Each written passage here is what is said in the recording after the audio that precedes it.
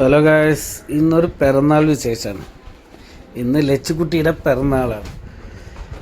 അങ്ങനെ ഞങ്ങൾ കാലത്ത് എല്ലാവരും അമ്പലത്തിൽ പോകാൻ വേണ്ടിയിട്ട് റെഡിയായി. ലച്ചുവിന് മാത്രമല്ല, എല്ലാവരും പുതിയ ഡ്രസ്സ് ഇട്ടിട്ട് എല്ലാവരും റെഡിയായിട്ട് ഞങ്ങളെല്ലാവരും ഇറങ്ങി.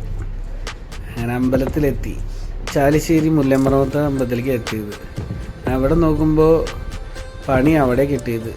അവിടെ വിളക്ക് കഴിഞ്ഞിട്ട് ഈ കളിപ്പാട്ടങ്ങളൊന്നും കടകളൊന്നും അടച്ചിട്ടുണ്ടായിരുന്നില്ല. അപ്പോൾ ഇവരത് കണ്ടപ്പോൾ തന്നെ കളിപ്പാട്ടത്തിന് കരയാൻ തുടങ്ങി.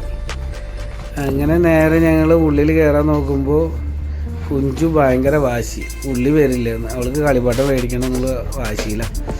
ആൾ ഉള്ളിലേക്ക് കയറുന്നില്ല. ഞങ്ങൾ കുറേ വിളിച്ചിട്ടും അവളില്ല, ഞങ്ങളോട് പോയിക്കോളാൻ. അങ്ങനെ നാളികേരം മേടിച്ചിട്ട് മുട്ടറക്കാൻ. അത് ഇനിയിപ്പോൾ എന്ത് ചെയ്യുമെന്ന് ആലോചിച്ചുകൊണ്ടിരിക്കും. കുഞ്ചു നേരെ കളിപ്പാട്ടത്തിൻ്റെ അവിടേക്കാണ് നടക്കുന്നത്. അങ്ങനെ ഞങ്ങൾ ഉള്ളിൽ കയറി ഒരു വിധത്തിൽ തൊഴുതു. അങ്ങനെ തൊഴുത് ഞങ്ങൾ പുറത്തേക്ക് ഇറങ്ങി നോക്കുമ്പോൾ എല്ലാവർക്കും കളിപ്പാട്ടം. അങ്ങനെ ഒരു 10,000 റുപ്യ അങ്ങനെ ചിലവായി. നല്ല മുറിയായിരുന്നു കളിപ്പാട്ടത്തിന് എല്ലാവർക്കും. അങ്ങനെ അവർക്ക് കിട്ടാനുള്ളതൊക്കെ കിട്ടിയപ്പോൾ കുഞ്ചു ഹാപ്പി. അങ്ങനെ ഒരു വിധത്തിൽ സമാധാനിപ്പിച്ചിട്ട് ഞങ്ങൾ തിരിച്ചും അവിടുന്ന് തിരിച്ചു ഞങ്ങൾ വീട്ടിലേക്ക് എത്താത്ത കണ്ടില്ലേ അവളുടെ കാട്ടിക്കുട്ടി. അവൾക്ക് ഹാപ്പിയായി. അങ്ങനെ വീട്ടിലെത്തി കേക്ക് റെഡി ആയിട്ടുണ്ടായിരുന്നു. കേക്ക് മാംഗോ ഫ്ലേവർ കേക്കായിരുന്നു. നല്ല അടിപൊളിയായിട്ട് അനിയത്തി ഉണ്ടാക്കിയതായിരുന്നു. ഒരു ബട്ടർഫ്ലൈ കേക്ക്. ലച്ചുവിനും ബട്ടർഫ്ലൈയുടെ കേക്ക് വേണം പറഞ്ഞിട്ട് ആ മോഡൽ ഉണ്ടാക്കി. കാണാൻ നല്ല ഭംഗി, ടേസ്റ്റും അടിപൊളി. അങ്ങനെ ഞങ്ങൾ കേക്കൊക്കെ ആയിട്ട് വീട്ടിലേക്ക് എത്തി. ലച്ചു ഭയങ്കര സന്തോഷമായി. ഇതിലൊരു മിസ്റ്റേക്ക് ലുച്ചു എന്ന് എഴുതിയിട്ടുണ്ടാവും. ചെറിയൊരു മിസ്റ്റേക്കായിരുന്നു. അങ്ങനെ ആദ്യക്ക് ഭക്ഷണം കഴിച്ചിട്ട് തുടങ്ങി വെച്ചിട്ട് അങ്ങനെ ലച്ചുവിന് ഇലയിട്ട് ചോറൊക്കെ വിളമ്പി വിളക്കിൻ്റെ മുന്നിൽ ഇരുത്തി അങ്ങനെ ലച്ചു ഫുഡ് അടിക്കാൻ സ്റ്റാർട്ട് ചെയ്തു. എല്ലാ വിഭവങ്ങളും, അധികം വിഭവങ്ങളൊന്നും ഇല്ല, ഉള്ളത് ഒരു ചെറിയൊരു സദ്യ വെച്ച് ഉണ്ടാക്കി, ഒരു അവിയലും ഒരു കൂട്ടുകറിയും ഒരു ഉപ്പേരി, അങ്ങനെ ചെറിയൊരു സദ്യ. അങ്ങനെ എല്ലാവരും കൂടി ഇരുന്ന് ഫുഡൊക്കെ അടിച്ച് ഫുഡ് ഇഷ്ടമായപ്പോൾ കുഞ്ചു നല്ല തീറ്റ തിന്നു. അല്ലെങ്കിൽ മറ്റേ ഭക്ഷണമൊന്നും വേണ്ടെന്ന് പറഞ്ഞ് നടക്കുന്ന ആളാണ്. അങ്ങനെ ഞങ്ങളുടെ ലച്ചുവിൻ്റെ പിറന്നാൾ സദ്യ അങ്ങനെ കഴിഞ്ഞു.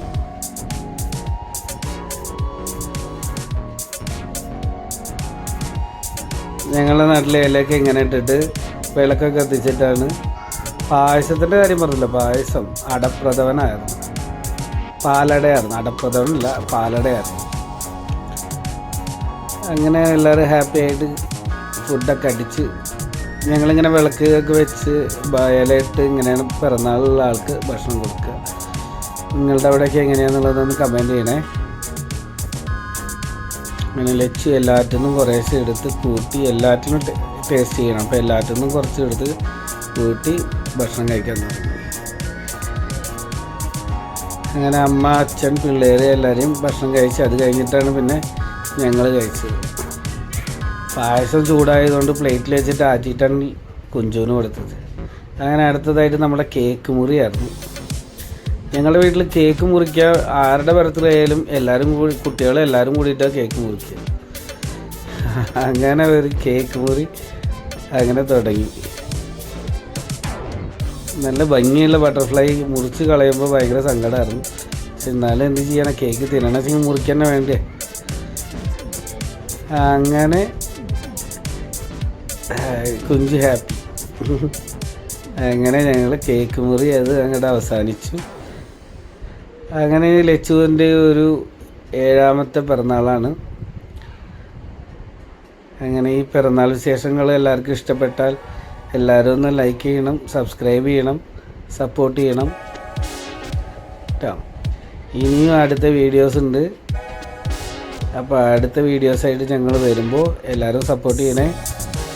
സോ കുഞ്ചുവിന് കേക്കിന് വേണ്ടി തല്ലുവിടുകയാണ്. കുഞ്ചു ഒറ്റയ്ക്ക് തിന്നാൻ വേണ്ടിയിട്ടാണ്. കുഞ്ചുവിന് ആ ക്രീമാണ് ഏറ്റവും ഇഷ്ടപ്പെട്ടത്. ക്രീമൊക്കെ അടിച്ച് മിന്നിച്ച് മൂപ്പര്.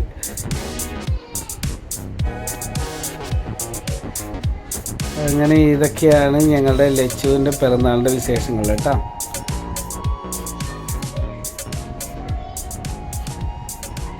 അപ്പോൾ അങ്ങനെ എല്ലാവരും സപ്പോർട്ട് ചെയ്യണേ. Thank you.